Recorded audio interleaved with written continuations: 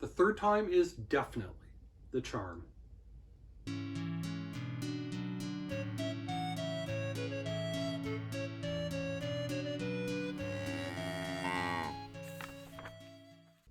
Hi everyone, I'm Jacob, I'm the Cowhat Librarian, and I'm here tonight to talk about the third in the middle school Misadventures series by Jason Platt, Dance Disaster.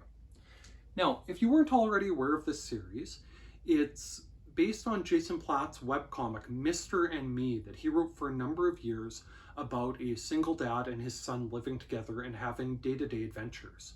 And it was a nice, heartwarming comic, and Platt, a few years ago, created his first graphic novel in this series, and it was fantastic. I thoroughly enjoyed it.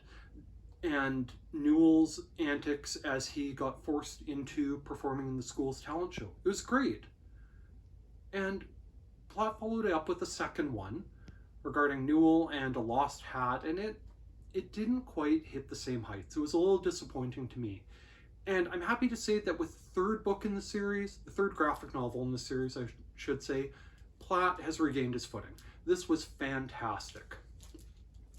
And it has more of the same great art style that's very reminiscent of a Bill Watterson, Calvin and Hobbes sort of look to the characters.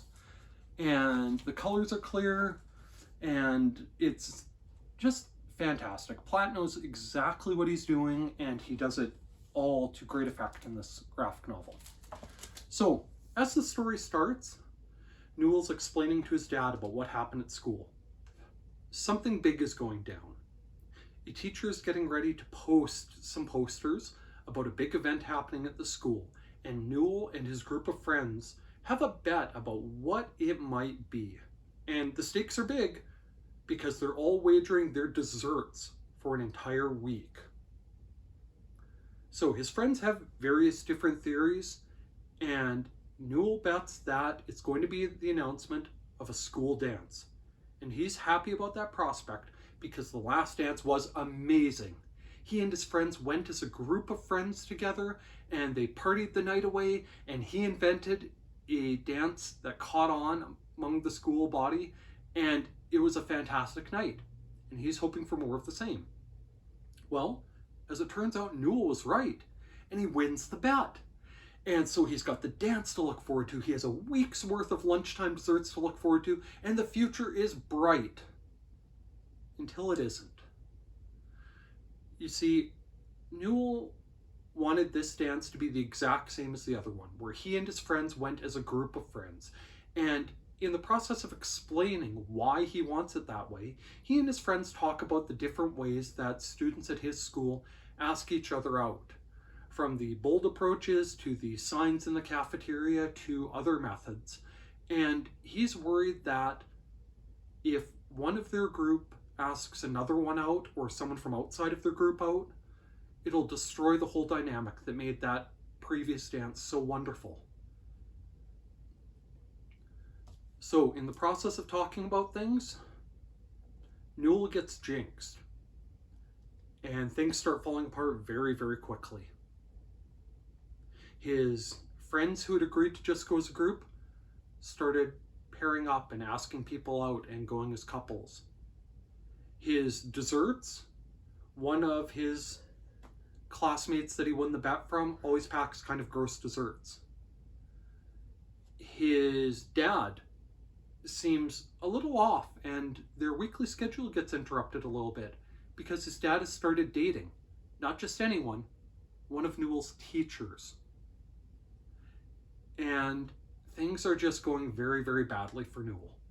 And in an act of desperation, he heads up to the top of an enormous hill, a hill that has hurt so many kids, because Newell knows that if he can make it down that hill in one piece on his bike, he will break the jinx and everything will be fine. He fails. His arm's in a cast, his friends are pairing off, his dad's dating his teacher, and all he wants more than anything is to make this dance not happen. And a girl in the school has a similar goal to him. And they sort of become friends, but it becomes very clear, very quickly, that while Newell just doesn't want the dance to happen, she actively wants to sabotage it. So Newell's caught in the middle of all this commotion happening around his life that he blames on the jinx, and he's not really sure where to turn. It was fantastic. Platt nailed all the insecurities that happen at that age group. He nailed the worries about friendships breaking up as your friends get to the age where they are interested in each other or other people romantically. He nailed the wishing an event would be canceled but not wanting to do it ill, but someone else having stronger feelings. I was so impressed. If Platt's first graphic novel was a solid A- to an A effort, this was an A+. It was wonderful. If you've got someone in your life who liked the Big Nate series, the Middle School Misadventures series is a great next step.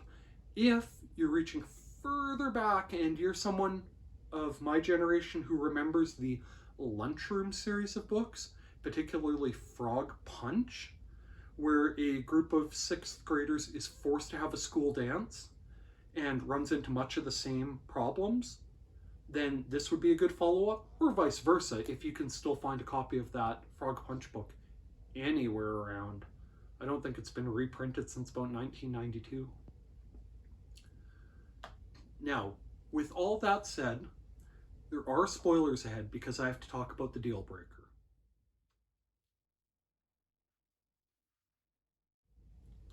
Okay, so for such a wonderful book, it should be no surprise. The deal breaker is a really, really minor one. If you were a fan of the previous graphic novels in the series, you've probably got a good idea of what the relationship is between Newell and his principal and his teachers. And in my opinion, this book dials it back a bit. The first graphic novel, to me, painted Newell as someone more in the same vein as Big Nate. Someone who's known to the teachers and is in detention at least semi-regularly. And this book makes it seem like detention is a foreign concept to him. That he's not well known to the principal necessarily, and he's not considered a troublemaker. And it just felt like it dialed him back a little bit. And maybe I'm misremembering the first book, and I'm coloring it with memories from other things, but it felt like the teachers are not necessarily forgiving, but much more willing to accept that he's not just being bad, I guess. And if I am remembering right, and Platt did dial it back, that would seem to be going in the wrong direction for this series. Presumably you'd want that antagonistic relationship between Newell and the school authority to ramp up as the series continued. But as I said, I could be wrong.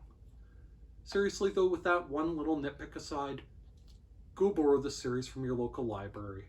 Go borrow this one in particular. You will not regret it. And while I'm on the topic of things you will not regret, if you are a parent or teacher or someone else who uses and appreciates your local public library, please take just 1 minute and let the powers that be know. Talk to a city or municipal councilor or other elected official and tell them you use and support your local public libraries. We're at a time where a lot of libraries are having trouble finding enough sustainable funding to keep providing the materials, programs, and services their communities need, and a few good words in the ears of the right elected officials would go a long way. And for the library staff members watching, don't forget, watching my videos counts as professional development time. With that, thanks for watching. Please, by all means, like and subscribe, and please check back to see what else I have to talk about from the Cowhat Library. Thank you. Bye now.